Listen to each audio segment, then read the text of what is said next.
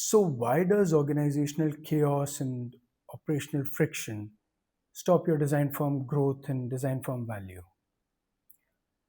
When founders of most mid market interior design and architecture firms look at their financial statements, they can see that profitability is often flatlining and they think that it's about external forces. What they typically do is they blame rising material costs or clients or talent shortages or some other friction. But that's looking in the wrong place. The greatest threat to your firm is typically not market volatility, that's absorbable. It's internal operational chaos and internal operational friction. In fact, general industry benchmarks tell us that most professional services companies they routinely sacrifice 20 to 30% of their EBITDA to internal chaos and to inefficiencies. Look at it from the capital lens. If your firm has $10 million in anticipated project revenue, you're about to lose 3 million of that because operating model is inefficient or unscalable. Without there being a systematic intake execution, new lead monitoring process, you're essentially not operating a business, you're hustling. And hustling is simply chaos and lack of systematic long term thinking, just with a nicer packaging. Let's analyze the six structural leaks that tend to dilute your brand equity, erode your purchasing leverage, and trap your leadership in a cycle of constantly reactive firefighting. First, broken client intake and lead. The first vulnerability lies at how client acquisition is impacted. If you've got a fractured discovery process, then it's going to lead to brand dilution. Let me explain how. When an enterprise lacks a unified institutional intake framework, client onboarding relies on what? It relies on ad hoc capabilities of whoever is available, whatever partner is there, whatever senior principal is there. This automatically creates a immediate strategic failure. How? There's an inconsistent baseline understanding of the core problem of the client. Think about it. Do all your clients tend to be asked the same questions? Are the questions asked by your different resources in the same lines or even in the same hemisphere? Are they all equally comprehensive? Think of it another way. If one person leaves and the other has to carry on the work of this first person, will they have all of the questions answered? If your discovery process is ad hoc and not systemic, then at a firm level, you cannot expect to manage client expectations uniformly. It'll be dependent on an individual's capabilities rather than on institutional consensus based questionnaires or the intelligence of the institution as a whole. And what will it trigger? It'll directly trigger misalignment and scope creep later on, which is the primary driver in margin erosion in high end design build. Global data indicates that discovery workflows drop billable efficiency below 69%. Senior leadership often burns high cost billable hours revisiting fundamentals which could have been fixed on day one if the right questions were asked. And what does this result in? Unpredictable quality of service. If the execution of a critical site alignment or presentation depends on individuals who are heroes rather than a repeatable system, you don't own a scalable enterprise. You own a high risk portfolio of uncoordinated projects which are dependent on certain heroes. Your brand equity fluctuates with every delivery and it destroys market predictability. This is a small aside here. Within Immaculate Platforms, the SaaS platform that we own and operate, the first phase of the project, as soon as a lead comes in, is client discovery. We try to understand their use cases, their aesthetics, their core problems, materials, and most importantly, we provide a comprehensive priority matrix so that you can use it to establish what they want out of the house. This has attributes like maintainability, aesthetic, which is Instagram worthy, sustainability, speedy delivery, etc. Contact us for a demo or a free trial if you'd like to know more. Let's move to point number two: sourcing fragmentation and loss of bulk purchase leverage. This is the next strategic failure at an institution level, at a firm level.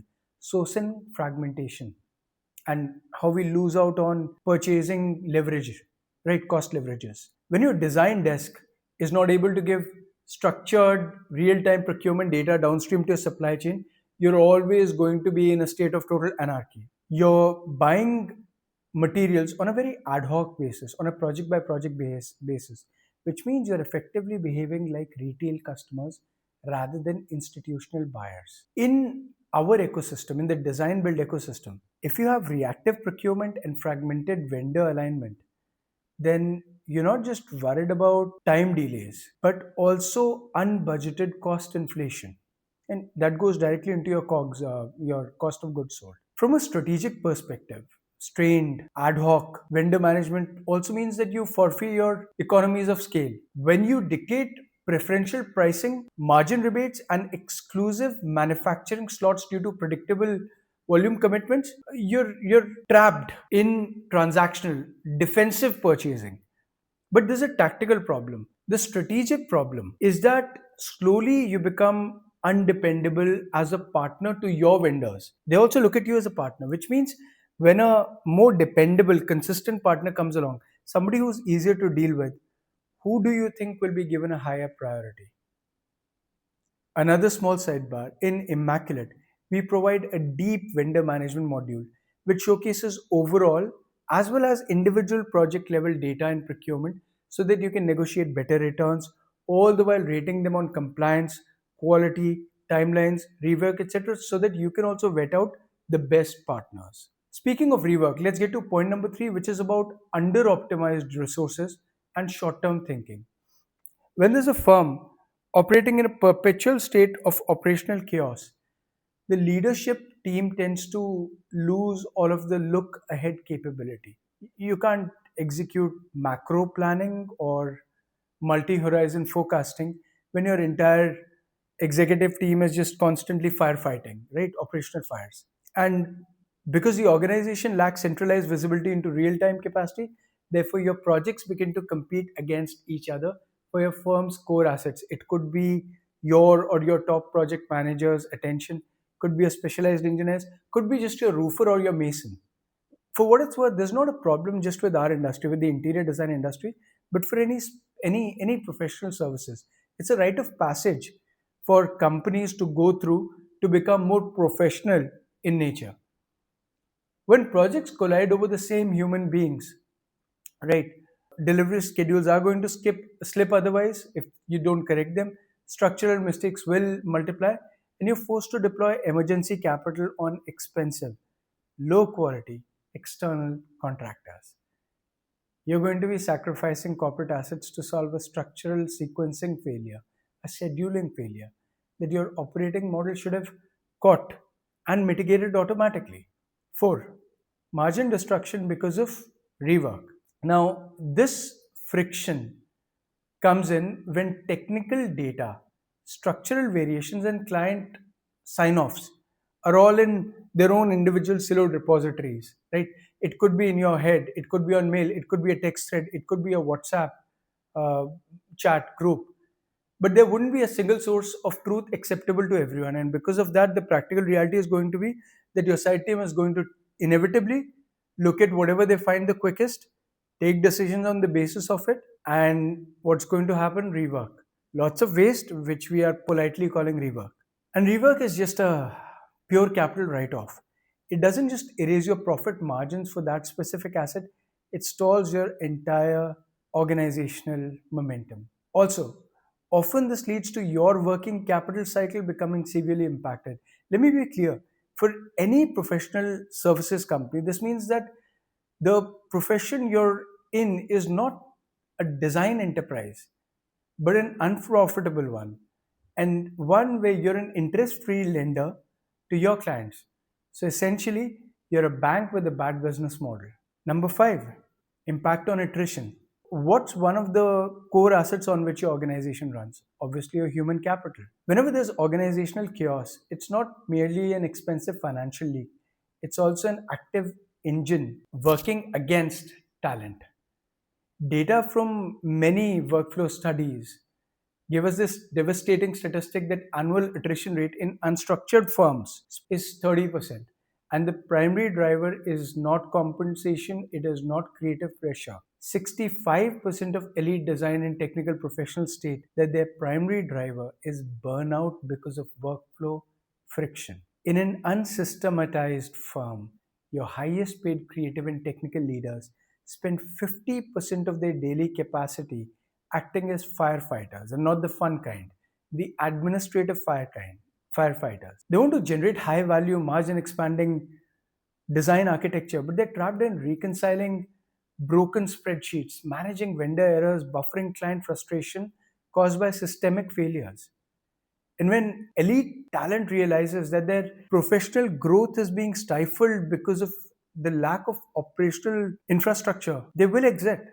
On the other hand, system driven enterprises that institutionalize their workflows, they see an annual attrition plunge below 6%. Point 6, remaining small. If your daily operations depend on a series of ad hoc corporate heroics, then your organization is fundamentally unscalable and destined to remain small. I cannot be more blunt than that. And it's because you will, every day, you'll put off planting seeds for tomorrow to a later date because you're fighting fires and because you're not planting your seeds.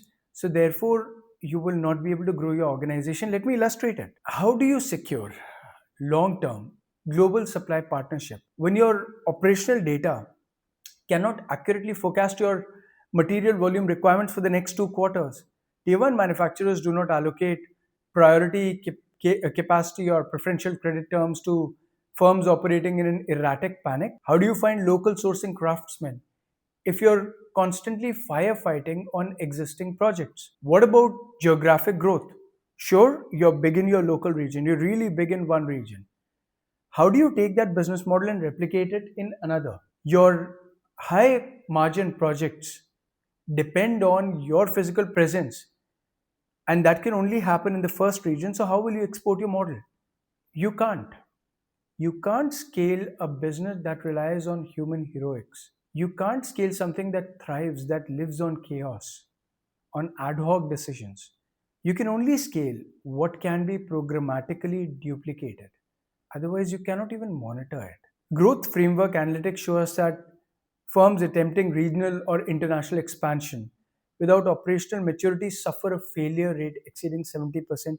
And if that's not a devastating statistic, I don't know what is. At Immaculate Platform, we understood this very much at the starting, that to transition your design practices into high value enterprises, you have to shift your focus from managing people to well thought through, monitored, integrated processes and systems. And what you require is an immutable, single source of operational truth where client intake, design, documentation, construction updates, enterprise procurement, field execution, everything operates together as a single synchronized engine, each step feeding into the next and back, and everything monitored. And this is the vision that forms the heart, the very core of Immaculate Platform. If you'd like to see how it works or get a free 2-month trial, reach out to us at calendly.com/immaculate platform. Thank you very much and have a good day.